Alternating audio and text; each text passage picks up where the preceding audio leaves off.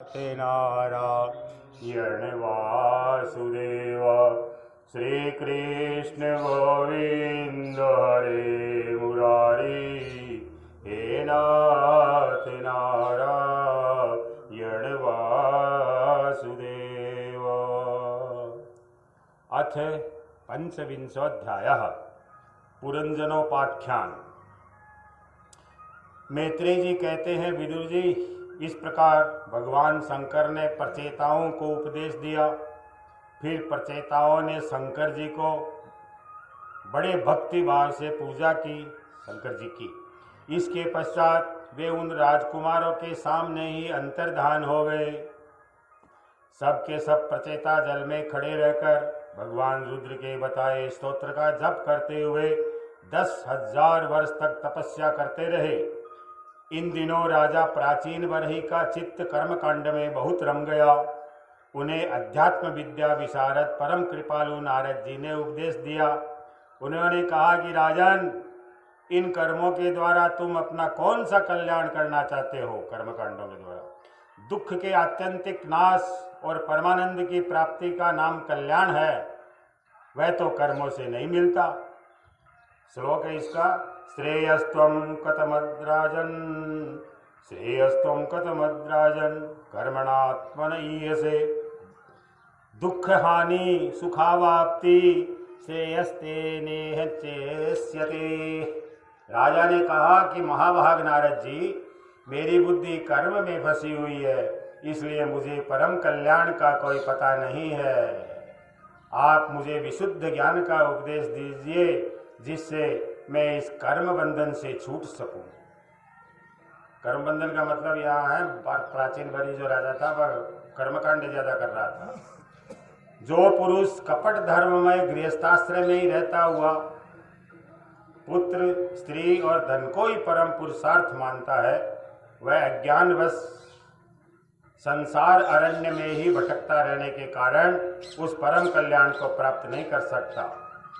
नारद जी ने कहा, देखो देखो राजन, तुमने यज्ञ में निर्दयता पूर्वक जिन हजारों पशुओं की बलि दी है, उन्हें आकाश में देखो। ये सब तुम्हारे द्वारा प्राप्त हुई पीड़ा को याद करते हुए बदला लेने के लिए तुम्हारी बाट देख रहे हैं।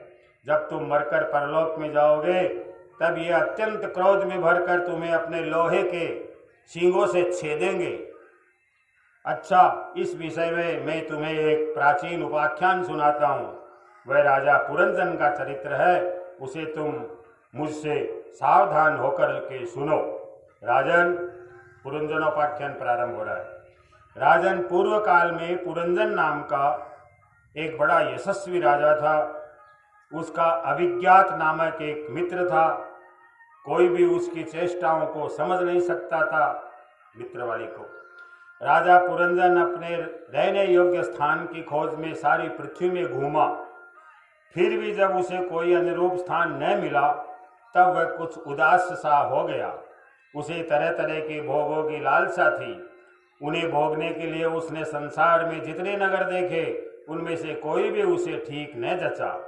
एक दिन उसने हिमालय की दक्षिण तटवर्ती शिखरों पर कर्मभूमि भारत खंड में एक 9 द्वारों का नगर देखा। वह सब प्रकार के सुलक्षणों से संपन्न था। सब ओर से परकोटों, बगीचों, अटारियों, खाइयों, झरोखों और राजद्वारों से सुशोभित था और सोने, चांदी तथा लोहे के शिखरों वाले विशाल भवनों से खचाखच भरा था। उसके महलों की फर्शें नीलम, स्फटिक, वैदूर्य, मोती, पन्ने, लालों की बनी हुई थी। अपनी कांति के कारण वह नागों की राजधानी भोगवतीपुरी के समान जान पड़ता था। उसमें जहां तहां अनेकों सभा भवन, चौराहे, सड़कें, क्रीड़ा भवन, बाजार, विश्राम स्थल, ध्वजा पताकाएं और मूंगे के चबूतरे सुशोभित थे। उस नगर के बाहर दिव्य वृक्ष और लताओं से पूर्ण एक सुंदर बाग था। उसके बगीचे में एक सरोवर सुशोभित था। उसके आसपास अनेकों पक्षी भांति भांति की बोली बोला करते थे तथा भोरे गुंजार कर रहे थे। सरोवर के तट पर जो वृक्ष थे, उनकी डालियां और पत्ते शीतल झरनों के जल कणों से मिली हुई वासंती वायु के झकोरों से हिल रहे थे और इस प्रकार वे तटवर्ती भूमि की शोभा बढ़ा रहे थे। वहाँ के वन्य पशु भी मुनिजन उचित अहिंसादि व्रतों का पालन करने वाले थे, इसलिए उनसे किसी को कोई कष्ट नहीं पहुँचता था। वहाँ बार बार जो कोकिल की कुहू ध्वनि होती थी, उससे मार्ग में चलने वाले बटोइयों को ऐसा भ्रम होता था मानो वह बगीचा विश्राम करने के लिए उन्हें बुला रहा है। राजा पुरंजन ने उस अद्भुत वन में घूमते घूमते एक सुंदरी को आते देखा, जो अकस्मात उधर चली आई। उसके साथ 10 सेवक थे, जिनमें से प्रत्येक 100 नायिकाओं का पति था। एक 5 फण वाला सांप उसका द्वारपाल था, वही उसकी सब ओर से रक्षा करता था। वह सुंदरी भोली भाली किशोरी थी और विवाह के लिए श्रेष्ठ पुरुष की खोज में थी। उसकी नासिका, दंतपंक्ति, कपोल और मुख बहुत सुंदर थे। उसके समान कानों में कुंडल झिलमिला रहे थे। उसका रंग सांवला था, कटी प्रदेश सुंदर था। वह पीले रंग की साड़ी और सोने की करदनी पहने हुए थी तथा चलते समय चरणों से नुपुरों की झनकार करती जाती थी। अधिक क्या कहें, वह साक्षात कोई देवी सी जान पड़ती थी। वह गजगामिनी वाला किशोर अवस्था की सूचना देने वाले अपने गोल गोल समान परस्पर सटे हुए स्तनों को लज्जावश बार बार आंचल से ढकती जाती थी। उसकी प्रेम से मटकती भौहें और प्रेम पूर्ण तिरछी चितवन के बाण से घायल होकर वीर पुरंजन ने लज्जायुक्त मुस्कान से और भी सुंदर लगने वाली उस देवी से मधुर वाणी में कहा, कमल दल लोचने, मुझे बताओ तुम कौन हो, किसकी कन्या हो? साध्वी, इस समय आ कहाँ से रही हो? वीरू, इस पुरी के समय तुम क्या करना चाहती हो? सुब्रू, तुम्हारे साथ इस 11वें महान सूरवीर से संचालित ये 10 सेवक कौन है? और ये सहेलियां तथा तुम्हारे आगे आगे चलने वाला यह सर्प कौन है? सुंदरी, तुम साक्षात लज्जा देवी हो तथा उमा, रमा और ब्रह्माणी में कोई हो, या वन में मुनियों की तरह एकांतवास करके क्या अपने पतिदेव को खोज रही हो? तुम्हारे प्राणनाथ तो तुम उनके चरणों की कामना करती हो, इतने से ही पूर्ण काम हो जाएंगे। अच्छा, यदि तुम साक्षात कमला देवी हो तो तुम्हारे हाथ का क्रीड़ा कमल कहाँ गिर गया? सुबगे, तुम इनमें से तो कोई हो नहीं, क्योंकि तुम्हारे चरण पृथ्वी पर स्पर्श कर रहे हैं। अच्छा, यदि तुम कोई मानवी ही हो तो लक्ष्मी जी जिस प्रकार भगवान विष्णु के साथ वैकुंठ की शोभा बढ़ाती है, उसी प्रकार तुम मेरे साथ इस श्रेष्ठ पुरी को अलंकृत करो। देखो, मैं बड़ा वीर और पराक्रमी हूँ, परंतु आज तुम्हारे कटाक्षों ने मेरे मन को बेकाबू कर दिया। तुम्हारी लजीली और रति भाव से भरी मुस्कान के साथ बहुओं के संकेत पाकर यह शक्तिशाली कामदेव मुझे पीड़ित कर रहा है। इसलिए सुंदरी, अब तुम्हें मुझ पर कृपा करनी चाहिए। शुचिस्मिते, सुंदर भौहें, सुगढ़ नेत्रों से सुशोभित तुम्हारा मुखारविंद इन लंबी लंबी काली अलकावलियों से घिरा हुआ है। तुम्हारे मुख से निकले हुए वाक्य बड़े ही मीठे और मन हरने वाले हैं, परंतु वह मुख तो लाज के मारे मेरी ओर होता ही नहीं। जरा ऊंचा करके अपने उस सुंदर मुखड़े का मुझे दर्शन तो कराओ। नारद जी ने कहा, वीरवर, जब राजा पुरंजन ने अधीर से होकर इस प्रकार याचना की, तब उस बाला ने भी हंसते हुए उसका अनुमोदन किया। वह भी राजा को देखकर मोहित हो चुकी थी। वह कहने लगी, नरश्रेष्ठ, हमें अपने उत्पन्न करने वाले का ठीक ठीक पता नहीं है, और न हम अपने या किसी दूसरे के नाम या गोत्र को ही जानती है। सागाड़ा को बेरो वीर, आज हम सब इस पुरी में हैं, इसके सिवा मैं और कुछ नहीं जानती। मुझे इसका भी पता नहीं है कि हमारे रहने के लिए यह पुरी किसने बनाई है। प्रियवर, ये पुरुष मेरे सखा और स्त्रियां मेरी सहेलियां तथा जिस समय मैं सो जाती हूँ, ये सर्प जागता हुआ इस पुरी की रक्षा करता है। शत्रुदमन, आप यहाँ पधारे, ये मेरे लिए सौभाग्य की बात है। आपका मंगल हो। आपको विषय भोगों की इच्छा है, इसी की पूर्ति के लिए मैं अपने साथियों सहित सभी प्रकार के भोग प्रस्तुत करती रहूंगी। प्रभु, इस 9 द्वारों वाली पुरी में मेरे प्रस्तुत किए हुए इच्छित भोगों को भोगते हुए आप सैकड़ों वर्षों तक निवास कीजिए। भला आपको छोड़कर मैं और किसके साथ रमण करूंगी? दूसरे लोग तो न रति सुख को जानते हैं न विहित भोगों को ही मानते हैं, न परलोक का ही विचार करते हैं, और न कल क्या होगा इसका भी ध्यान रखते हैं। अतएव पशुतुल्य है सब। अहो, इस लोक में गृहस्थाश्रम में ही अर्थ, काम, संतान, सुख, मोक्ष, सुयश और स्वर्गादि दिव्य लोकों की प्राप्ति हो सकती है। संसार त्यागी यतिजन तो इन सब की कल्पना भी नहीं कर सकते। महापुरुषों का कथन है कि इस लोक में पितर, देव, ऋषि, मनुष्य, संपूर्ण प्राणियों के और अपने भी कल्याण का आश्रय एकमात्र गृहस्थाश्रम ही है। वीर शिरोमणे, लोक में मेरी जैसी कौन स्त्री होगी जो स्वयं प्राप्त हुई आप जैसे सुप्रसिद्ध, उदार चरित और सुंदर पति को वर्णन न करेगी। महाबाहो, इस पृथ्वी पर आपकी सांप जैसी गोलाकार सुकोमल भुजाओं में स्थान पाने के लिए किस कामनी का चित्त न ललचावेगा। वाह व्यास जी महाराज, बहुत बढ़िया वर्णन करिए। आप तो अपनी मधुर मुस्कानमयी करुणापूर्ण दृष्टि से हम जैसी अनाथाओं के मानसिक संताप को शांत करने के लिए ही पृथ्वी पर विचर रहे हैं। नारद जी कहते हैं, राजन, उन स्त्री पुरुषों ने इस प्रकार एक दूसरे की बात का समर्थन करके फिर 100 वर्षों तक उस पुरी में रह करके आनंद भोगा। गायक लोग सुमधुर स्वर में जहाँ तहाँ राजा पुरंजन की कीर्ति गाया करते थे। जब ग्रीष्म ऋतु आती तब वह अनेकों स्त्रियों के साथ सरोवर में घुसकर जल क्रीड़ा करता। उस नगर में जो 9 द्वार थे, उनमें से 7 नगरी के ऊपर और 2 नीचे थे। उस नगर का जो कोई राजा होता, उसके पृथक पृथक देशों में जाने के लिए ये द्वार बनाए गए थे। राजन, इनमें से 5 पूर्व, 1 दक्षिण, 1 उत्तर, 2 पश्चिम की ओर थे। उनके नामों का वर्णन करता हूँ। पूर्व की ओर खद्योता और आविर्मुखी नाम के 2 द्वार एक ही जगह बनाए गए हैं। उनमें होकर राजा पुरंदन अपने मित्र द्युमान के साथ विभ्राजित नामक देश को जाया करता था। इसी प्रकार उस ओर नलिनी और नालिनी नाम के 2 द्वार और भी एक ही जगह बनाए गए थे। उनसे होकर वह अवधूत के साथ सौरभ नामक देश को जाता था। पूर्व दिशा की ओर मुख्या नाम का जो 5वां द्वार था, उसमें होकर वह रसज्ञ और विपण के साथ क्रमशः बहुदन और आपन नाम के देशों को जाता था। पुरी के दक्षिण की ओर जो पितृहु नाम का द्वार था, उसमें होकर राजा पुरंजन श्रुतधर के साथ दक्षिणांचल देश को जाता था। उत्तर की ओर देवहु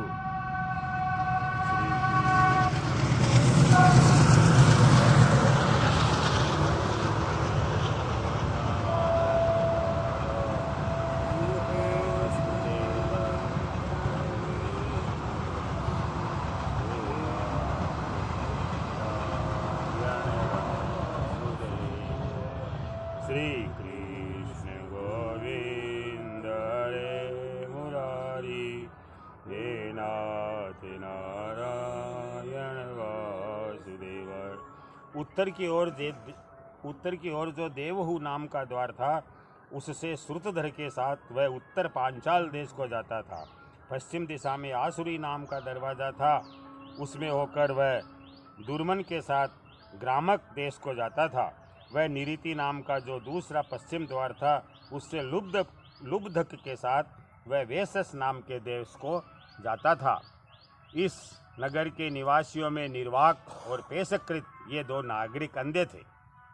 राजा पुरंजन आँख वाले नागरिकों का अधिपति होने पर भी इन्हीं की सहायता से, अंधों की सहायता से ही जहाँ तहाँ जाता और सब प्रकार के कार्य करता था।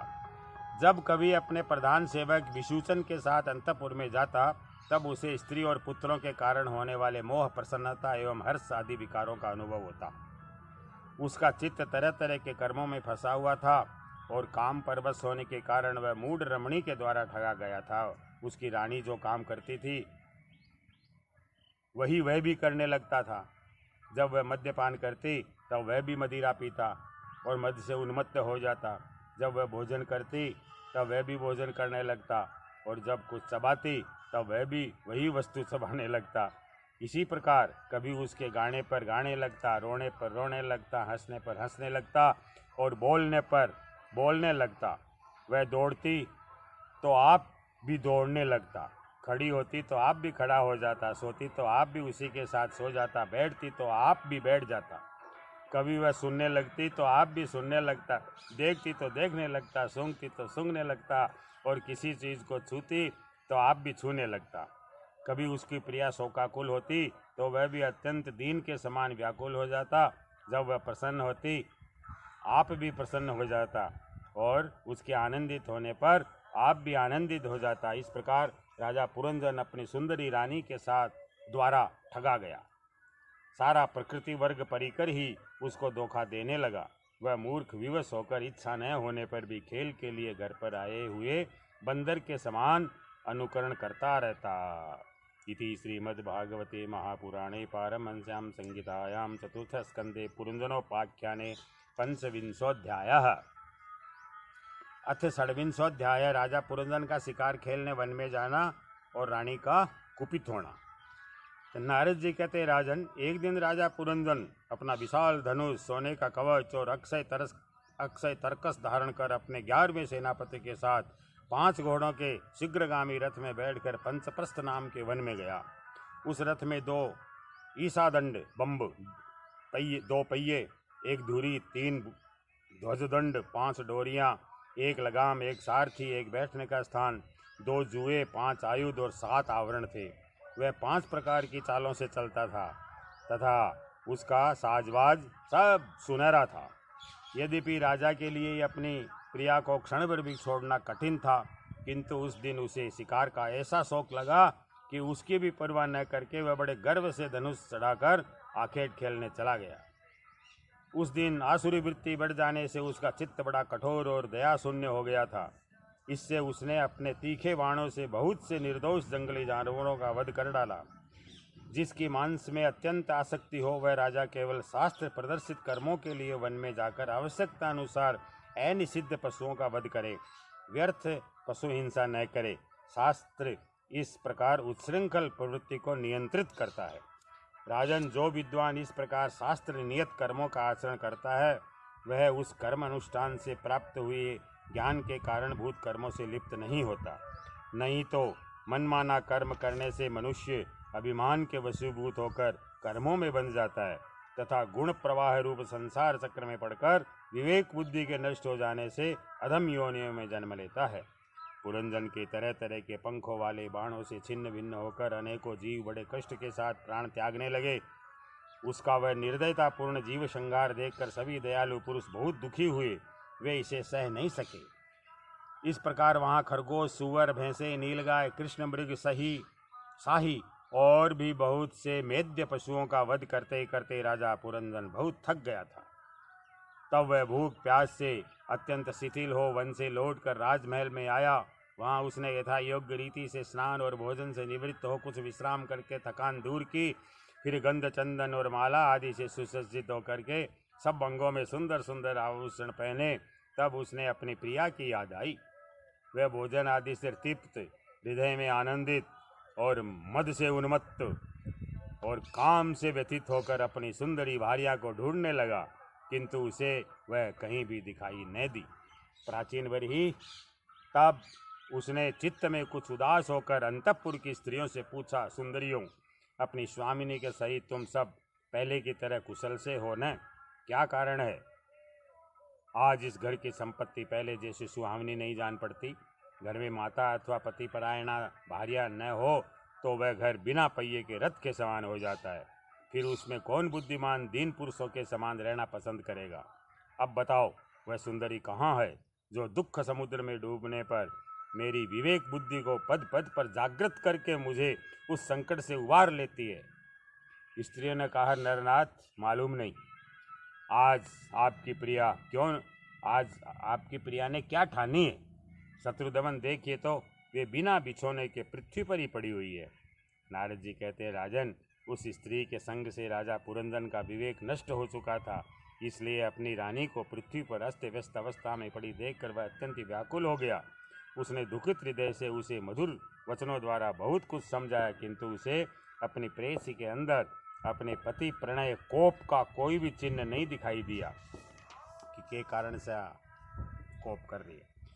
वह मनाने में भी बहुत कुशल था पुरंजन, इसलिए अब पुरंजन ने उसे धीरे धीरे मनाना आरंभ किया।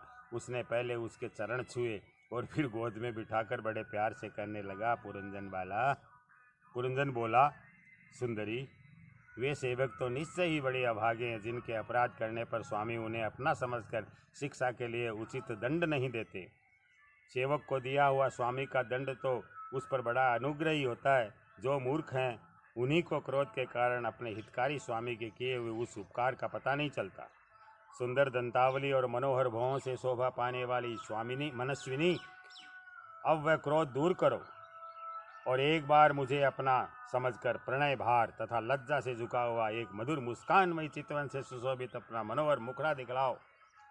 अहो, भ्रमर पंक्ति के समान नीली अलकावली, उन्नत नासिका और सुमधुर वाणी के कारण तुम्हारा मुख मुंदार बिंद कैसा मनोमोहक जान पड़ता है।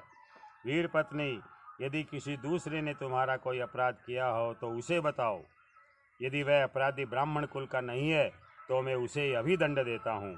मुझे तो भगवान के भक्तों को छोड़कर त्रिलोकी में अथवा उससे बाहर ऐसा कोई नहीं दिखाई देता जो तुम्हारा अपराध करके निर्भय और आनंदपूर्वक रह सके। प्रिय, मैंने आज तक तुम्हारा मुख कभी तिलकहीन, उदास, मुरझाया हुआ, क्रोध के कारण डरावना, कांतिहीन और स्नेह शून्य नहीं देखा, और न कभी तुम्हारे स्तनों को ही शोकाश्रुओं से भीगा हुआ तथा बिंबा फल सदृश अधरों को स्निग्ध केसर की लीला से रहित देखा हो। व्यसनवश तुमसे बिना पूछे शिकार खेलने चला गया, इसलिए अवश्य अपराधी हूँ। फिर भी अपना समझकर तुम मुझ पर प्रसन्न हो जाओ।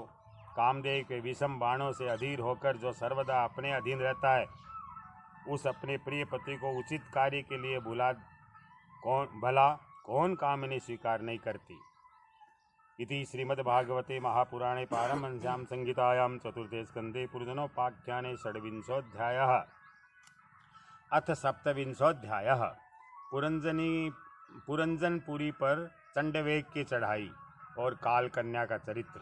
नारद जी कहते हैं, महाराज, इस प्रकार वह सुंदरी अनेकों नखरों से पुरंजन को पूरी तरह अपने वश में कर उसे आनंदित करती हुई विहार करने लगी। उसने अच्छी तरह स्नान करके अनेक प्रकार के मांगलिक श्रृंगार किए और भोजन आदि से तृप्त होकर वह राजा के पास आई। राजा ने उस मनोहर मुख वाली राजमहिषी का सादर अभिनंदन किया। पुरंजनी ने राजा का आलिंगन किया और राजा ने उसे गले लगाया। फिर एकांत में मन के अनुकूल रहस्य की बातें करते हुए वह ऐसा मोहित हो गया कि उस कामनी में ही चित्त लगा रहने के कारण उसे दिन रात के भेद से निरंतर बीते हुए काल की दुस्तर गति का भी कुछ पता नहीं चला। मद से छका हुआ मनस्वी पुरंजन अपनी प्रिया की भुजा पर सिर रख के महाअमूल्य सैया पर पड़ा रहता। उसे तो वह रमणी ही जीवन का परम फल जान पड़ती थी। अज्ञान से आवृत हो जाने के कारण उसे आत्मा अथवा परमात्मा का कोई ज्ञान न रहा।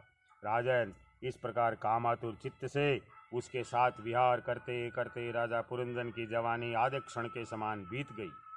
प्रजापति, उस पुरंजनी से राजा पुरंजन के 1100 पुत्र और 110 कन्याएं हुई, जो सभी माता पिता का सुयश बढ़ाने वाली और सुशीलता, उदारता और गुणों से संपन्न थी। ये पुरंजनी नाम से विख्यात हुई। इतने में उस सम्राट की लंबी आयु का आधा भाग निकल गया। फिर पांचाल राज पुरंजन ने पितृवंश की वृद्धि करने वाले पुत्रों का वधुओं के साथ और कन्याओं का उनके योग्य वरों के साथ विवाह कर दिया। पुत्रों में से प्रत्येक के 100 पुत्र हुए। उनसे वृद्धि को प्राप्त होकर पुरंजन का वश सारे पांचाल देश में फैल गया। इन पुत्र पौत्र गृह कौश सेवक और मंत्री आदि में दृढ़ ममता हो जाने से वह इन विषयों में बंध गया। फिर तुम्हारी तरह उसने भी अनेक प्रकार के भोगों की कामना से यज्ञ की दीक्षा लेकर के तरह तरह के पशु हिंसामय घोर यज्ञों से देवता पितर और भूपतियों की आराधना करी।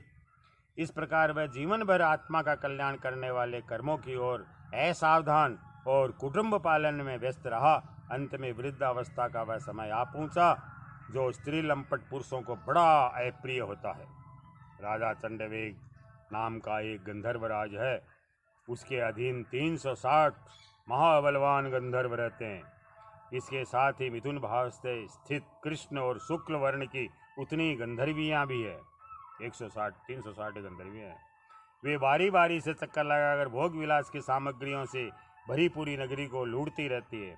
गंधर्वराज चंडवेग के उन अनुचरों ने जब राजा पुरंजन का नगर लूटना आरंभ किया तब उन्हें 5 फण के सर्प प्रजागर ने रोका।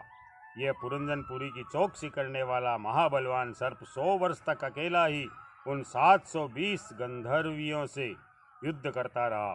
बहुत से वीरों के साथ अकेले ही युद्ध करने के कारण अपने एकमात्र संबंधी प्रजागर को बलहीन हुआ देख राजा पुरंजन को अपने राष्ट्र और नगर में रहने वाले अन्य बांधवों के सहित बड़ी चिंता हुई। वह इतने दिनों तक पांचाल देश के उस नगर में अपने दूतों द्वारा लाए हुए वर को लेकर टैक्स को लेकर विषय भोगों में मस्त रहता। स्त्री के वशीभूत रहने के कारण इस अवश्यम भावी भय का उसे पता नहीं चला। परिस्मन उन्हीं दिनों काल की एक कन्या वर की खोज में त्रिलोकी में भटक रही थी, फिर भी उसे किसी ने स्वीकार नहीं किया। वह काल कन्या जरा बड़ी भाग्यहीना थी, इसलिए लोग उसे दुर्भगा नाम से भी कहते थे। एक बार राजर्षि पुरु ने पिता को अपना यौवन देने के लिए अपनी इच्छा से उसे वर लिया था, पत्नी बना लिया। इससे प्रसन्न होकर उसने उन्हें राज्य प्राप्ति का वर दिया। एक दिन में ब्रह्मलोक से पृथ्वी पर आया तो वह घूमती घूमती मुझे भी मिल गई। तब मुझे नैष्ठिक ब्रह्मचारी जानकर भी कामातुर होने के कारण उसने वरना चाहा। मैंने उसकी प्रार्थना स्वीकार नहीं की। इस पर उसने अत्यंत कुपित होकर मुझे यह दुस्सह शाप दिया कि तुमने मेरी प्रार्थना स्वीकार नहीं की, अतः तुम एक स्थान पर अधिक देर तक न ठहर सकोगे। तब मेरी ओर से निराश होकर उस कन्या ने मेरी सम्मति से यवनराज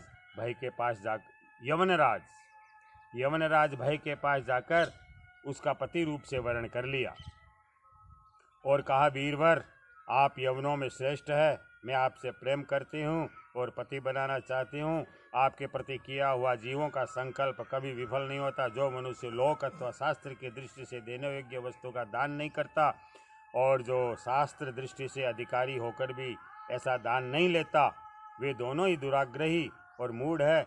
अतएव शोचनीय है। भद्र, इस समय मैं आपकी सेवा में उपस्थित हूँ, आप मुझे स्वीकार करके अनुगृहित कीजिए। पुरुष का सबसे बड़ा धर्म दीनों पर दया करना ही है। काल कन्या की बात सुनकर यवनराज ने विधाता का एक गुप्त कार्य कराने की इच्छा से मुस्कुराते हुए उससे कहा, मैंने योग दृष्टि से देखकर तेरे लिए एक पत्नी निश्चय किया है। तू सबका अनिष्ट करने वाली है, इसलिए किसी को भी अच्छी नहीं लगती और इसी से लोग तुझे स्वीकार नहीं करते। अतः इस कर्मजनित लोक को तू अलक्षित होकर बलात् भोग। तू मेरी सेना लेकर जा। इसकी सहायता से तू सारी प्रजा का नाश करने में समर्थ होगी। कोई भी तेरा सामना न कर सकेगा। यह प्रज्वार नाम का मेरा भाई है और तू मेरी बहन बन जा। तुम दोनों के साथ मैं अव्यक्त गति से भयंकर सेना लेकर सारे लोकों में विचरूंगा। इति श्रीमद्भागवते महापुराणे पारमहंस्यां संहितायां चतुर्थे स्कंदे पुरुषोपाख्याने 27वाध्यायः। पुरंजन की स्त्री योनि की प्राप्ति और अविज्ञात के उपदेश से उसका मुक्त होना। नारद जी कहते हैं, राजन, फिर भय नामक यमनराज के आज्ञाकारी सैनिक प्रज्वार और कालकन्या के साथ इस पृथ्वी तल पर सर्वत्र विचरने लगे। एक बार उन्होंने बड़े वेग से बूढ़े सांप से सुरक्षित और संसार के सब प्रकार की सुख सामग्री से संपन्न पुरंजनपुरी को घेर लिया। तब जिसके चुंगल में फंसकर पुरुष शीघ्र ही निस्सार हो जाता है, वह कालकन्या बलात् उस पुरी की प्रजा को भोगने लगी। उस समय वे यवन भी कालकन्या के द्वारा भोगी जाती हुई उस पुरी में चारों ओर से भिन्न भिन्न द्वारों से घुसकर उसका विध्वंस करने लगे। पुरी के इस प्रकार पीड़ित किए जाने पर उसके स्वामित्व का अभिमान रखने वाले ममताग्रस्त कुटुंबी जन राजा पुरंजन को भी नाना प्रकार के क्लेश सताने लगे। कालकन्या के आलिंगन करने से उसकी सारी श्री नष्ट हो गई तथा अत्यंत विषयासक्त होने के कारण वह बहुत दीन हो गया। उसकी विवेक शक्ति नष्ट हो गई। गंधर्व और यवनों ने बलात् उसका सारा ऐश्वर्य लूट लिया। उसने देखा कि सारा नगर नष्ट भ्रष्ट हो गया। पुत्र पौत्र भृत्य अमात्य वर्ग प्रतिकूल होकर अनादर करने लगे हैं। स्त्री स्नेह शून्य हो गई है। मेरी देह को काल कन्या ने वश में कर रखा है। और पांचाल देश शत्रुओं के हाथ में पड़कर भ्रष्ट हो गया है। यह सब देखकर राजा पुरंजन अपार चिंता में डूब गया और उसे उस विपत्ति से छुटकारा पाने का कोई उपाय दिखाई नहीं दिया। कालकन्या ने उन्हें निस्सार कर दिया था। उन्हीं भोगों की लालसा से वह दीन था। अपनी पारलौकिक की गति और बंधुओं के स्नेह से वंचित रहकर उसका चित्त केवल स्त्री और पुत्र के लालन पालन में ही लगा हुआ था। ऐसी अवस्था में उनसे बिछुड़ने की इच्छा न होने पर भी उसे उस पुरी को छोड़ने के लिए बाध्य होना पड़ा, क्योंकि उसे गंधर्व और यवनों ने घेर रखा था तथा कालकन्या ने कुचल दिया था शरीर को। इतने में ही यमनराज भय के बड़े भाई प्रज्वार ने अपने भाई का प्रिय करने के लिए उस सारी पुरी में आग लगा दी। जब वह नगरी जलने लगी तब पूर्वासी सेवक वृंद, संतान वर्ग, कुटुंब की स्वामिनी के सहित कुटुंब वत्सल पुरंदन को बड़ा दुख हुआ। नगर को कालकन्या के हाथ में पड़ा देख उसकी रक्षा करने वाले सर्प को भी बड़ी पीड़ा हुई, क्योंकि उसके निवास स्थान पर भी यवनों ने अधिकार कर लिया था और प्रज्वार उस पर भी आक्रमण कर रहा था। जब उस नगर की रक्षा करने में वह सर्वथा असमर्थ हो गया, तब जिस प्रकार जलते हुए वृक्ष के कोटरे में रहने वाला सर्प उससे निकल जाता है, उसी प्रकार उसने भी महान कष्ट से कांपते हुए वहां से भागने की इच्छा की। उसके अंग प्रत्यंग ढीले पड़ गए थे तथा गंधर्वों ने उसकी सारी शक्ति नष्ट कर दी थी। अतः अब यवन शत्रुओं ने उसे जाते देख करके रोक दिया। तब वह दुखी होकर रोने लगा। गृहासक्त पुरंजन देह गेह आदि में मैं और मेरेपन का भाव रखने से अत्यंत बुद्धिहीन हो गया था। स्त्री के प्रेम पास में फंसकर वह बहुत दीन हो गया था। अब जब इनसे बिछुड़ने का समय उपस्थित हुआ तब वह अपने स्त्री, पुत्र, पौत्र, पुत्र बंधु, दामाद, नौकर और घर खजाना तथा अन्यान्य जिन पदार्थों में उसकी ममता भरी शेष थी, उन सब के लिए इस प्रकार चिंता करने लगा। हाय, मेरी भार्या तो बहुत घर गृहस्थी वाली है, अब मैं परलोक को चला जाऊंगा। तब वह असहाय होकर किस प्रकार अपना निर्वाह करेगी, इसे इन बाल बच्चों की चिंता ही खा जाएगी। घरवाली को बाल बच्चों की चिंता ही रहेगी क्या? ये मेरे भोजन किए बिना भोजन नहीं करती थी, संतान और स्नान किए बिना स्नान नहीं करती थी, सदा मेरी ही सेवा में तत्पर रहती थी। मैं कभी रूठ जाता तो ये बड़ी भयभीत हो जाती थी और झिड़कने लगता तो डर के मारे चुप हो रह जाती थी। मुझसे कोई भूल हो जाती तो ये मुझे सचेत कर देती थी। मुझ में इसका इतना अधिक स्नेह है कि यदि मैं कभी परदेश चला जाता तो ये विरह व्यथा से सूख कर कांटा हो जाती थी। यूँ तो यह है वीर माता है, तो भी मेरे पीछे क्या यह गृहस्थाश्रम का व्यवहार चला सकेगी? मेरे चले जाने पर एकमात्र मेरे ही सहारे रहने वाले ये पुत्र और पुत्री भी कैसे जीवन धारण करेंगे? ये तो बीच समुद्र में नाव टूट जाने से व्याकुल हुए यात्रियों के समान बिलबिलाने लगेंगे बेचारे। यद्यपि ज्ञान दृष्टि से उसे शोक करना उचित नहीं था, मरणासन व्यक्ति क्या सोच करता, फिर भी अज्ञानवश राजा पुरंजन इस प्रकार दीन बुद्धि से अपने स्त्री, पुत्र आदि के लिए शोकाकुल हो रहा था। इसी प्रकार उसे पकड़ने के लिए वहाँ भय नामक यमनराज आ धमका। जब यमन लोग उसे पशु के समान बांधकर अपने स्थान को ले चले, तब उसके अनुचरगण अत्यंत आतुर और शोकाकुल होकर उसके साथ ही हो लिए। यवनों द्वारा रोका हुआ सर्प भी उस पुरी को छोड़कर इन सब के साथ चल दिया। उसके जाते ही सारा नगर छिन्न भिन्न होकर अपने कारण में लीन हो गया, पंचभूतों में मिल गया। इस प्रकार महाबली यमनराज के बलपूर्वक खींचने पर भी राजा पुरंजन ने अज्ञानवश अपने हितैषी एवं पुराने मित्र अभिज्ञात का स्मरण नहीं किया। मित्र को बुला दिया। उस निर्दय राजा ने जिन यज्ञ पशुओं की बलि दी थी, वे उसकी दी हुई पीड़ा को याद करके उसे क्रोधपूर्वक कुठारों से काटने लगे। वहां पर वह वर्षों तक विवेकहीन अवस्था में अपार अंधकार में पड़ा निरंतर कष्ट भोगता रहा। स्त्री की आसक्ति से उसकी यह दुर्गति हुई थी।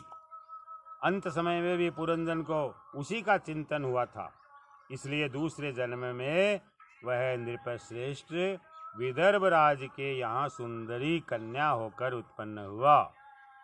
जब यह विदर्भ नंदिनी विवाह योग्य हुई, तब विदर्भ राज ने घोषित कर दिया था कि इसे सर्वश्रेष्ठ पराक्रमी वीर ही ब्याह करेगा। तब शत्रुओं के नगरों को जीतने वाले पांड्य नरेश महाराज मलयध्वज ने समरभूमि में समस्त राजाओं को जीतकर उसके साथ विवाह किया। उससे महाराज मलयध्वज ने एक श्यामलोचना कन्या तथा उससे छोटे 7 पुत्र उत्पन्न किए, जो आगे चलकर द्रविड़ देश के 7 राजा हुए। राजन, फिर उनमें से प्रत्येक पुत्र के बहुत बहुत पुत्र उत्पन्न हुए, जिनके वंशधर इस पृथ्वी को मनवंतर के अंत तक तथा उसके बाद भी भोगेंगे। राजा मलयध्वज की पहली पुत्री व्रतशिला थी। उसी के साथ अगस्त ऋषि का विवाह हुआ। उससे उनके दृढ़च्युत नाम का एक पुत्र हुआ और दृढ़च्युत के इद्मवाह हुआ। अंत में राजर्षि मलयध्वज पृथ्वी को पुत्रों में बांटकर भगवान श्री कृष्ण की आराधना करने की इच्छा से मलय पर्वत पर चले गए। उस समय चंद्रिका जिस प्रकार चंद्रदेव का अनुसरण करती है, उसी प्रकार मत्तलोचना वेदर्भी ने भी अपने पुत्र पौत्र समस्त भोगों को तिलांजलि देकर पांड्य नरेश का अनुगमन किया। वहां चंद्रवसा, ताम्रपर्णी, वटोदका नाम की 3 नदियां थी। उनके पवित्र जल में स्नान करके वे प्रतिदिन अपने शरीर और अंतःकरण को निर्मल करते। वहां रहकर उन्होंने कंद, बीज, मूल, फल, पत्ते, पुष्प, तृण जल से ही निर्वाह करते हुए बड़ा कठोर तप किया। इससे धीरे धीरे उनका शरीर बहुत सूख गया। महाराज मलयध्वज ने सर्वत्र समदृष्टि रखकर शीत, उष्ण, वर्षा, वायु, भूख, प्यास, प्रिय अप्रिय, सुख दुख आदि सभी द्वंद्वों को जीत लिया। तप और उपासना से वासनाओं को निर्मूल करके तथा यम नियम आदि के द्वारा इंद्रिय, प्राण और मन को वश में करके वे आत्मा में ब्रह्म भावना करने लगे। इस प्रकार 100 दिव्य वर्षों तक स्थाणु के समान, स्थाणु कवा ठूंठ न सुख के ठूंठ अभिन स्थाणु, इस प्रकार 100 दिव्य वर्षों तक स्थाणु के समान निश्चल भाव से एक स्थान पर बैठे रहे।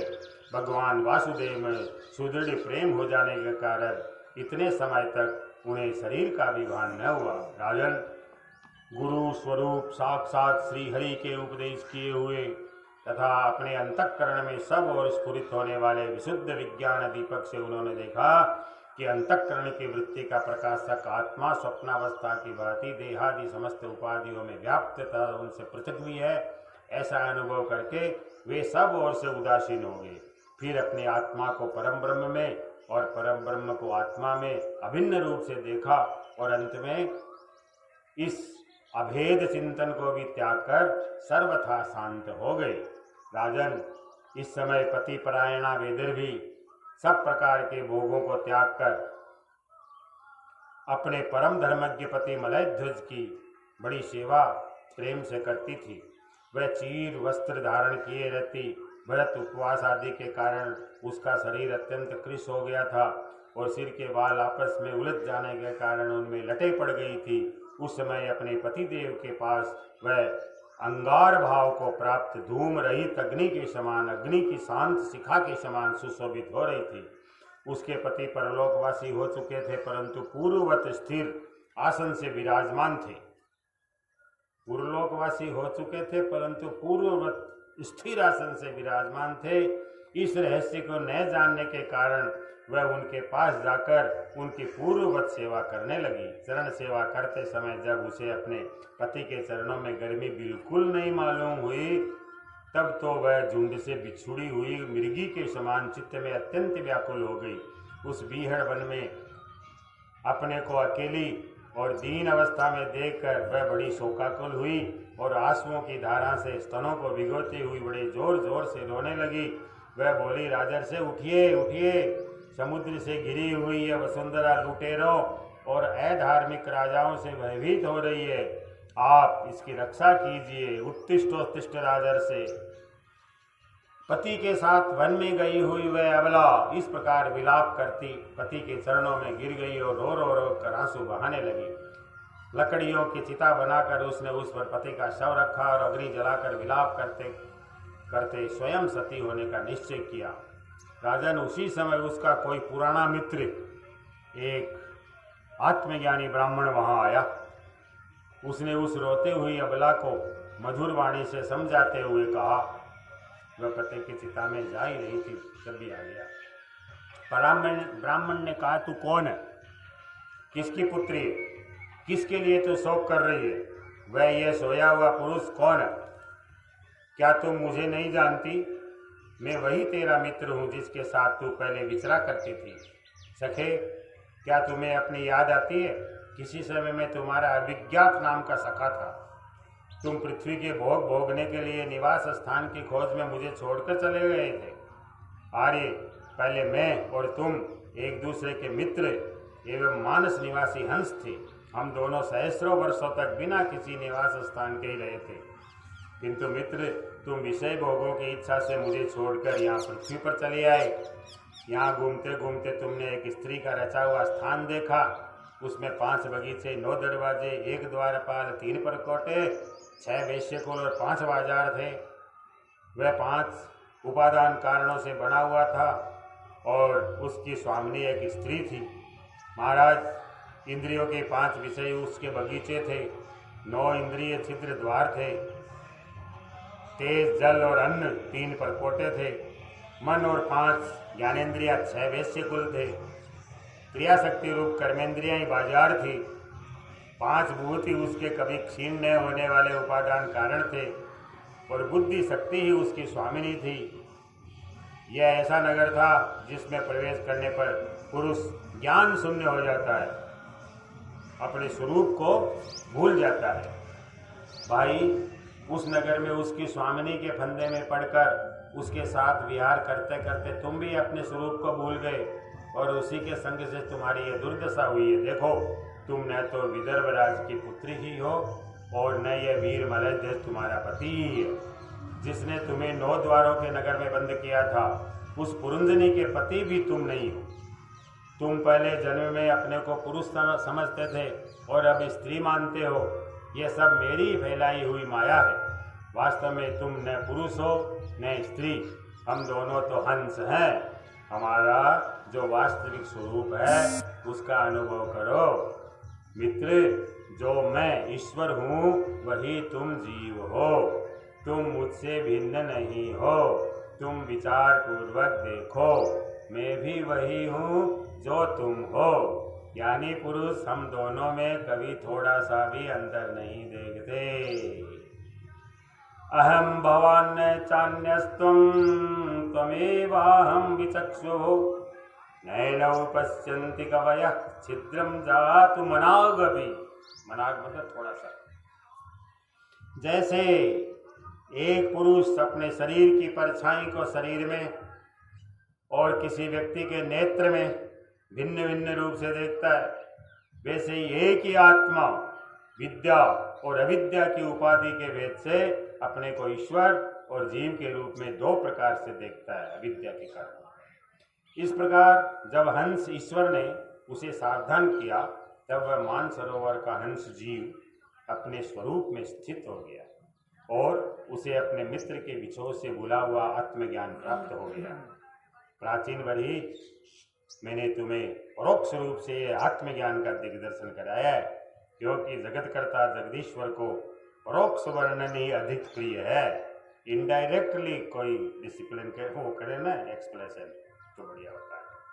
भगवान मानने छायावादी। इति श्रीमद्भागवते महापुराणे पारमहंस्यां संहितायां चतुर्थे स्कंदे पुरंजनोपाख्याने 28वाध्यायः। श्री कृष्ण गोविंद हरे मुरारी, हे नाथ नारायण वासुदेव। श्री कृष्ण गोविंद हरे मुरारी, हे नाथ नारायण वासुदेव। अथ 29वाध्यायः, 29वाध्याय। पुरंजनोपाख्यान का तात्पर्य बताया, इसका लक्ष्य क्या है, अर्थ का। राजा प्राचीन वरही ने कहा कि भगवान, मेरी समझ में आपके वचनों का अभिप्राय पूरा नहीं आ रहा है। विवेकी पुरुष ही इसका तात्पर्य समझ सकते हैं, हम कर्म मोहित जीव नहीं समझ सकते। सूल बताओ महाराज नारद जी। तो नारद जी ने कहा, राजन, पुरंजन नगर का निर्माता जीव है, जो अपने लिए 1, 2, 3, 4 अथवा बहुत पैरों वाला या बिना पैरों का शरीर रूप पूर्व तैयार कर लेता है, बॉडी बना लिया। उस जीव का सखा जो अविज्ञात नाम से कहा गया है वह ईश्वर है जो अंदर रहता है, आत्मस्वरूप। क्योंकि किसी भी प्रकार के नाम, गुण अथवा कर्मों से जीवों को उसका पता नहीं चलता। जीव ने जब सुख दुख रूप सभी प्राकृत विषयों को भोगने की इच्छा की, तब उसने दूसरे शरीरों की अपेक्षा 9 द्वार, 2 हाथ और 2 पैरों वाला मानव देह ही पसंद किया, उसकी तरफ नहीं गया।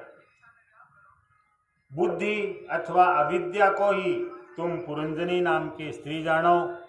इसी के कारण देह और इंद्रिया आदि में मैं और मेरेपन का भाव उत्पन्न होता है, और पुरुष इसी का आश्रय लेकर शरीर में इंद्रियों द्वारा विषयों को भोगता है। 10 इंद्रियां ही इसके मित्र है, उसके 10 इंद्रियां ही उसके मित्र है जीव का, जिनसे कि सब प्रकार के ज्ञान और कर्म होते हैं। इंद्रियों की वृत्तियां ही उसकी सखियां, प्राण, अपान, व्यान, उदान, समान 5 वृत्तियों वाला प्राण वायु, नगर की रक्षा करने वाला 5 फण का सर्प है। दोनों प्रकार की इंद्रियों के नायक मन को ही 11वां महाबली योद्धा जानना चाहिए। शब्दादि 5 विषय ही पांचाल देश है, जिसके बीच में वह 9 द्वारों वाला नगर बसा हुआ है।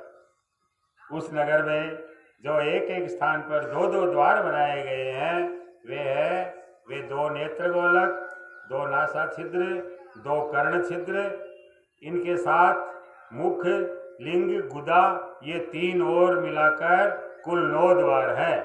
उन्हीं में होकर वह जीव इंद्रियों के साथ बाह्य विषयों को भोगता है। इसमें 2 नेत्र गोलक, 2 नासा छिद्र, 1 मुख, ये 5 पूर्व के द्वार हैं। दाहिने कान को दक्षिण का और बाएं कान को उत्तर का द्वार समझना चाहिए। गुदा और लिंग ये नीचे के 2 छिद्र पश्चिम के द्वार है।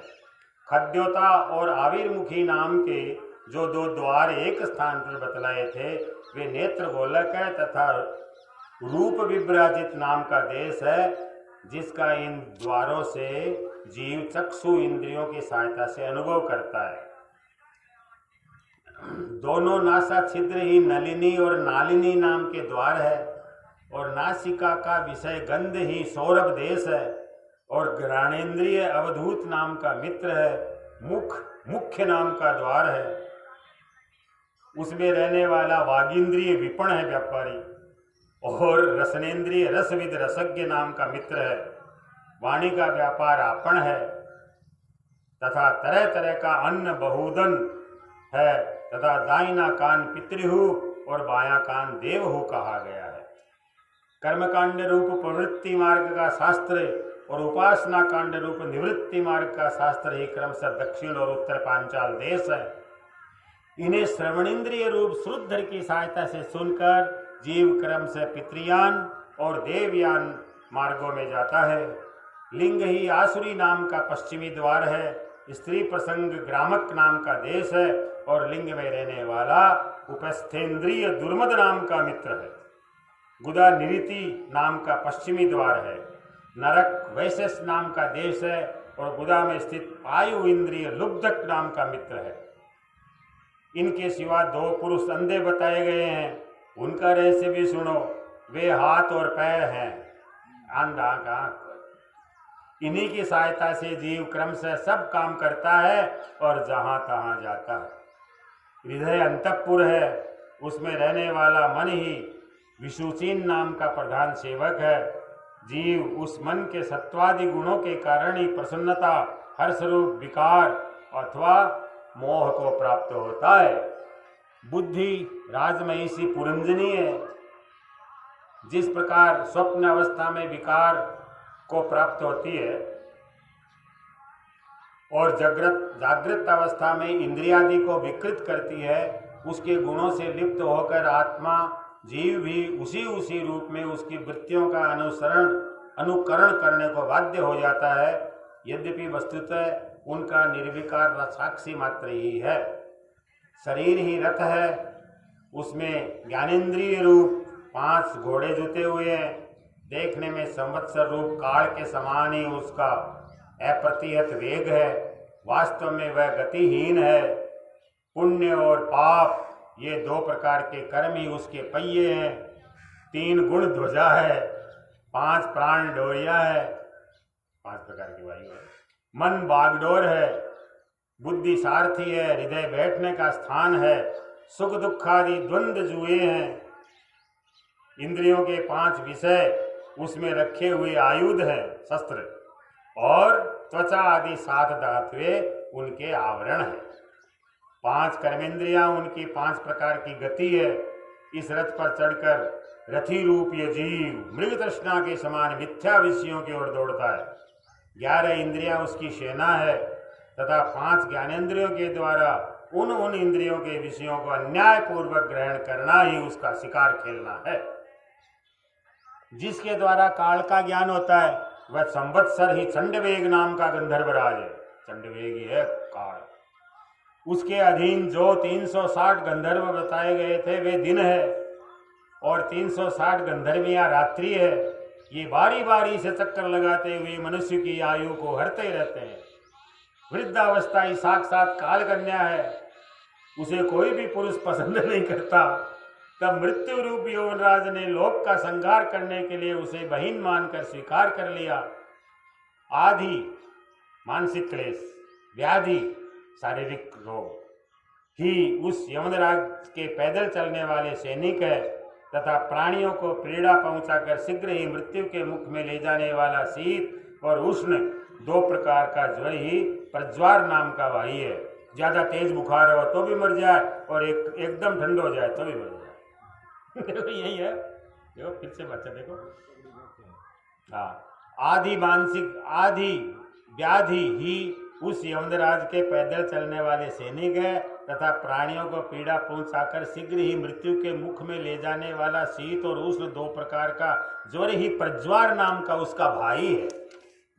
इस प्रकार यह देहाभिमानी जीव अज्ञान से आच्छादित होकर अनेक प्रकार के आदि भौतिक, आध्यात्मिक, आदि दैविक कष्ट भोगता हुआ 100 वर्ष तक मनुष्य शरीर में पड़ा रहता है। वस्तुतः तो वह निर्गुण है, किंतु प्राण, इंद्रिय और मन के धर्मों को अपने में आरोपित करके मैं और मेरेपन के अभिमान से बंधकर क्षुद्र विषयों का चिंतन करता हुआ तरह तरह के काम करता रहता है। यह यद्यपि स्वयं प्रकाश है तथापि जीव स्वयं प्रकाश है, पता है नारद। यह यद्यपि स्वयं प्रकाश है तथापि जब तक सबके परम गुरु आत्मस्वरूप श्री भगवान के स्वरूप को नहीं जानता तब तक प्रकृति के गुणों में ही बंधा रहता है। उन गुणों का अभिमानी होने से वह विवश होकर सात्विक, राजस, तामस कर्म करता है तथा उन कर्मों के अनुसार भिन्न भिन्न योनियों में जन्म लेता है।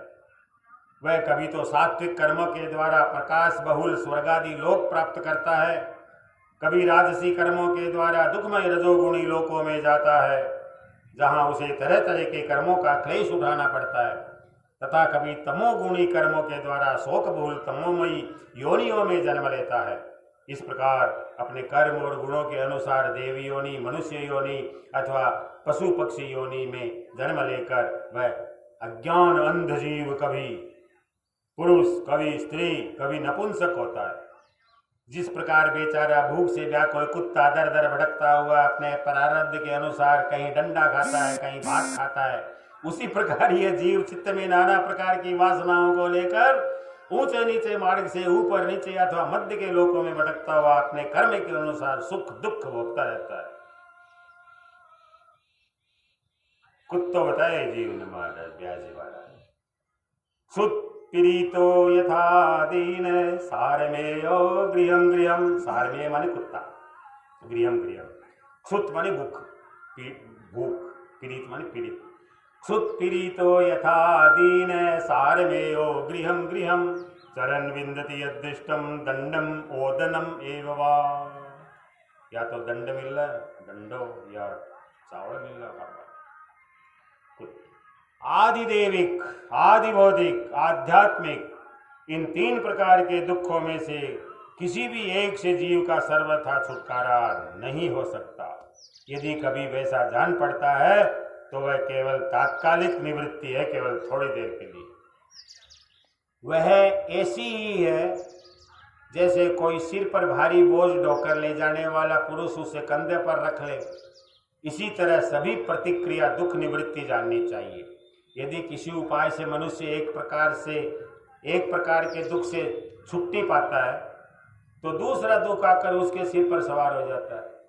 शुद्ध हृदय नरेंद्र वरिस्मात, जिस प्रकार स्वप्न में आने वाला स्वप्नांतर, दूसरा सपना में भी सपना आ जाएगा, उस स्वप्न से सर्वथा छूटने का उपाय नहीं है, उसी प्रकार कर्म फल भोग से सर्वथा छूटने का उपाय केवल कर्म नहीं हो सकता, क्योंकि कर्म और कर्म फल दोनों ही अविद्या युक्त होते हैं। अविद्या का अर्थ होता है ज्ञान, मोह। जिस प्रकार स्वप्न अवस्था में अपने मनोमय लिंग शरीर से विचरने वाले प्राणी को स्वप्न के पदार्थ न होने पर भी भासते हैं, होते नहीं है, लाग जाएगा नहीं, झलक चिलम चमक दिखता है, उसी प्रकार ये दृश्य पदार्थ वस्तुतः न होने पर भी जब तक अज्ञान निद्रा नहीं टूटती बने ही रहते हैं और जीव को जन्म मरण रूप संसार से मुक्ति नहीं मिलती। अतः इनकी आत्यंतिक निवृत्ति का उपाय एकमात्र ज्ञान ही है, और ज्ञान से श्री कृष्ण गोविंद हरे मुरारी, हे नाथ नारायण वासुदेव, श्री कृष्ण गोविंद हरे मुरारी, हे नाथ नारायण वासुदेव। राजन, जिस अविद्या के कारण परमार्थ स्वरूप आत्मा को यह जन्म मरण रूप अनर्थ परंपरा प्राप्त हुई है, उसकी निवृत्ति गुरु स्वरूप श्री हरि में सुदृढ़ भक्ति होने पर हो सकती। भगवान वासुदेव में एकाग्रता पूर्वक सम्यक प्रकार से किया हुआ भक्ति भाव ज्ञान और वैराग्य का आविर्भाव कर देता है। भक्ति करेंगे होगा बेड़ा पार। व्यास जी ने श्लोक बनाया बहुत बढ़िया। वासुदेवे भगवती भक्ति योग समाहित सदृचीनेन मतलब अच्छी तरह से, सदृचीनेन वैराग्यम ज्ञानम च जनयिष्यति। राजन, यह भक्ति भाव भगवान की कथाओं के आश्रित रहता है। चर्चा करेंगे तभी तो उसमें मन लगेगा ना, इसलिए कथा श्रेष्ठ है। राजर से यह भक्ति भाव भगवान की कथाओं के आश्रित रहता है, इसलिए जो श्रद्धा पूर्वक उन्हें प्रतिदिन सुनता या पढ़ता है उसे बहुत शीघ्र इसकी प्राप्ति हो जाती है। राजन, जहाँ भगवत गुणों को कहने और सुनने में तत्पर विशुद्ध चित्त भक्तजन रहते हैं, उस साधु समाज में सब और महापुरुषों के मुख से निकले हुए श्री मधुसूदन भगवान की चरित्र रूप शुद्ध अमृत की अनेकों निधियां बहती रहती है। जो लोग अतृप्त चित्त से श्रवण में तत्पर अपने कर्ण के कुहरों द्वारा उस अमृत का छककर पान करते हैं, उन्हें भूख प्यास भय शोक मोह आदि कुछ भी बाधा नहीं पहुंचा सकते। सब भक्ति के अधीन है। हाय, स्वभावतः प्राप्त होने वाले इन क्षुधा पिपासा विघ्नों से सदा घिरा हुआ ये जीव श्री हरि के कथामृत सिंधु से प्रेम नहीं करता। साक्षात प्रजापतियों के पति ब्रह्मा जी, भगवान शंकर, स्वयंभू मनु, दक्ष आदि प्रजापतिगण, सनकादि नैष्ठिक ब्रह्मचारी, मरीचि, अत्रि, अंगिरा, पुलस्त्य, पुलह, क्रतु, भृगु, वशिष्ठ और मैं, जितने ब्रह्मवादी मुनिगण है, समस्त वांग्मय के अधिपति होने पर भी तप, उपासना और समाधि के द्वारा ढूंढ ढूंढ कर हार गए, फिर भी उस सर्वसाक्षी परमेश्वर को आज तक न देख सके। वह भी अत्यंत विस्तृत, वेदों के लिए कह रहे हैं नारद जी, वेद भी अत्यंत विस्तृत है, उसका पार पाना हंसी खेल नहीं है। अनेकों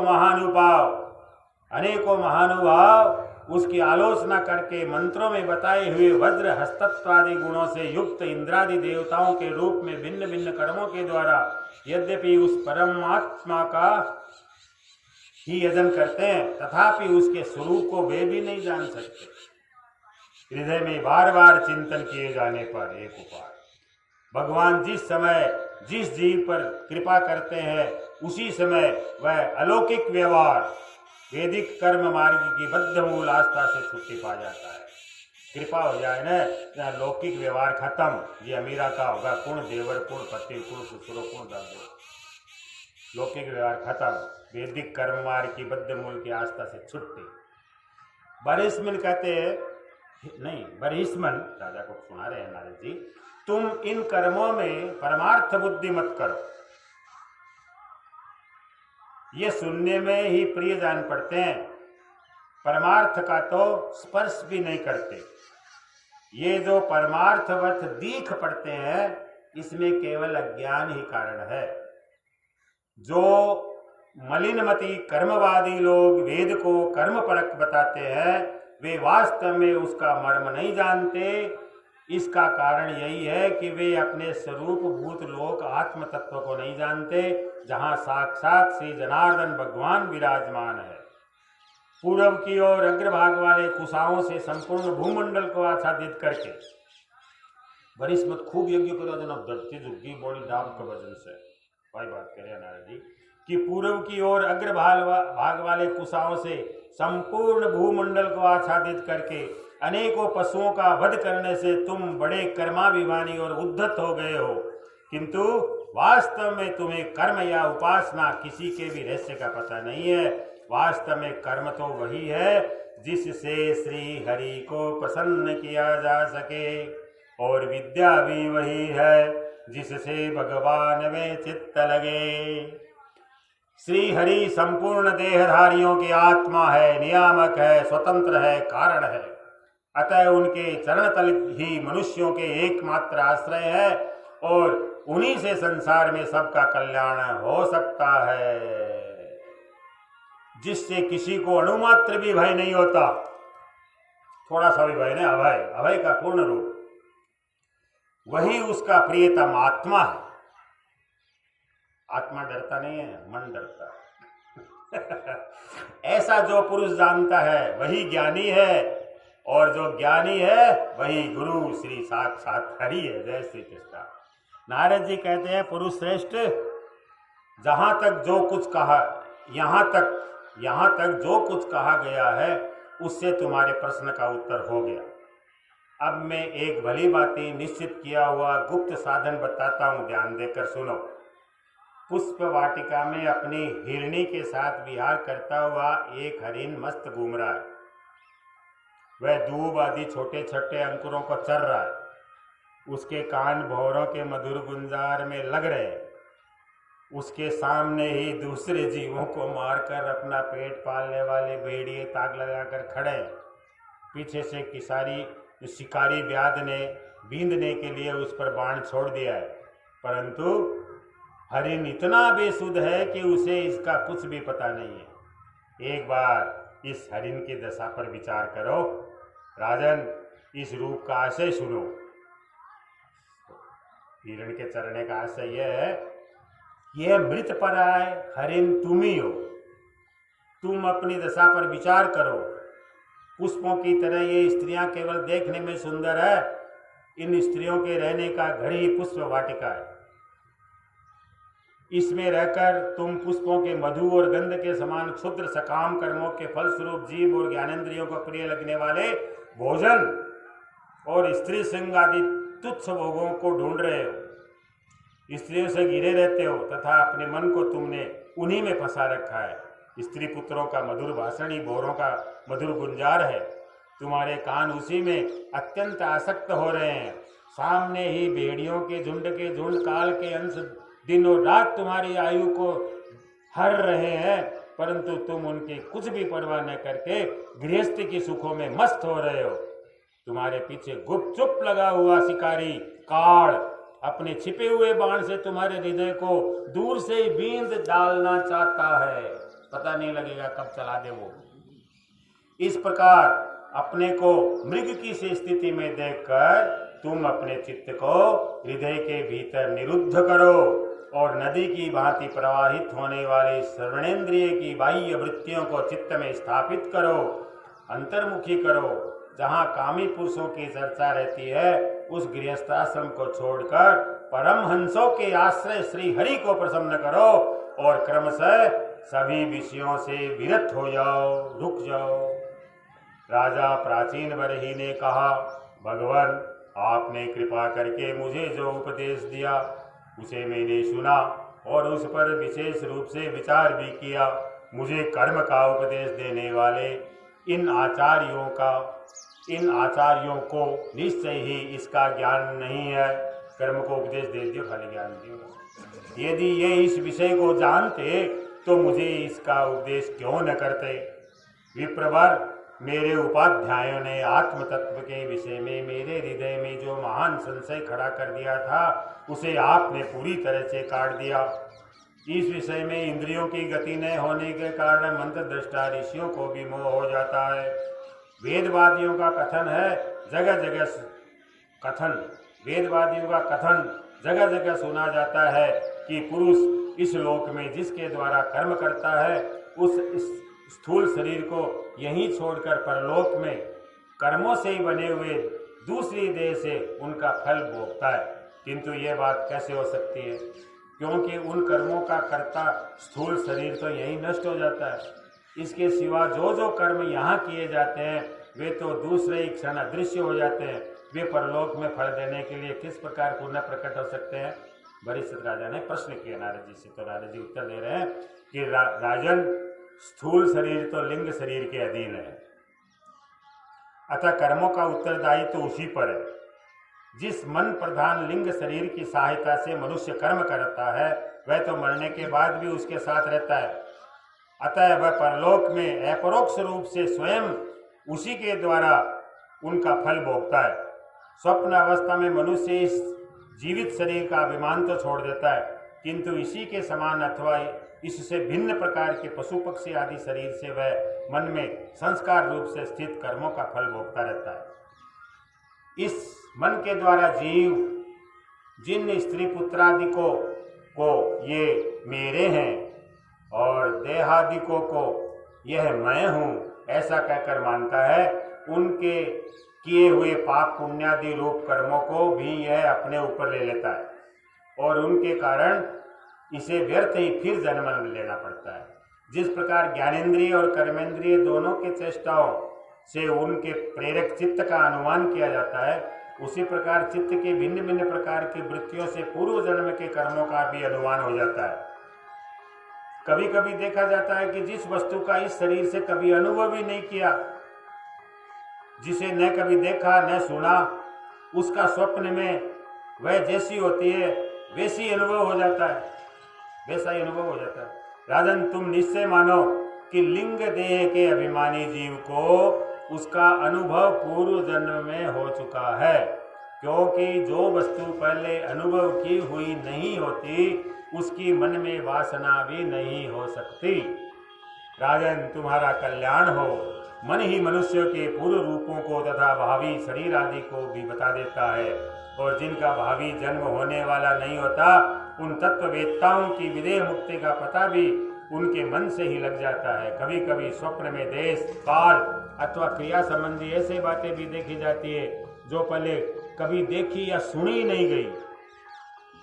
जैसे पर्वत की चोटी पर समुद्र देखते हैं सपन में, दिन में तारे अथवा अपना सिर कटा हुआ देख देते हैं धन। इनके दिखने में निद्रा दोष को ही कारण मानना चाहिए। मन के सामने इंद्रियों से अनुभव होने योग्य पदार्थ ही भोग रूप में बार बार आते हैं और भोग समाप्त होने पर चले जाते हैं। ऐसा कोई पदार्थ नहीं आता जिसका इंद्रियों से अनुभव ही न हो सके। इसका कारण यही है कि सब जीव मन सहित हैं। अभी बहुत बड़ा है, 85 श्लोक ठीक हो जाएगा, 10 मिनट लगेगा। साधारणतया तो सब पदार्थों का क्रमशः ही भान होता है, किंतु यदि किसी समय भगवत चिंतन में लगा हुआ मन विशुद्ध सत्व में स्थित हो जाए तो उसमें भगवान का संसर्ग होने से एक साथ समस्त विश्व का भी भान हो सकता है। जैसे राहु दृष्टि का विषय न होने पर भी प्रकाशात्मक चंद्रमा के संसर्ग से दिखने लगता है। राजन, जब तक गुणों का परिमाण एवं बुद्धि मन इंद्रिय शब्दादि विषयों का संघात ये अनादि लिंग देह बना हुआ है, तब तक जीव के अंदर स्थूल देह के प्रति मैं मेरा इस भाव का अभाव नहीं हो सकता।